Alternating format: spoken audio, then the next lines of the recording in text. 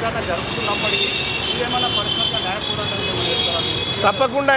తప్పకుండా ఎందుకంటే మా వ్యక్తిగత హక్కులను హరించినటువంటి కల్వకుంట్ల చంద్రశేఖరరావు కుటుంబం మీద ఆ రోజు ఉన్నటువంటి అధికారుల మీద ఖచ్చితంగా చర్యలకు మేము న్యాయస్థానాలను కూడా ఆశ్రయిస్తాం.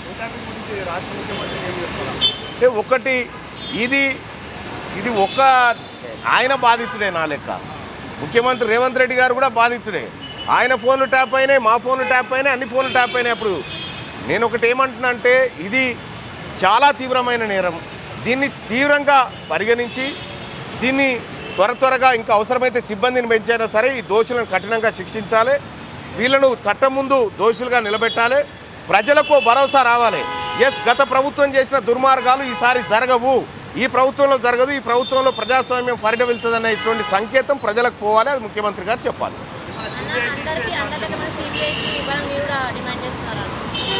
సిబిఐకి ఇవ్వాలి అనేది కాదు, కానీ ఇందులో ఈ సిట్ ఎంతవరకు న్యాయం చేయగలుగుతుందో పరిశీలించిన తర్వాత చెప్తాం. ముందే ఈ సిట్టును బదనాం చేయడం ఎందుకు?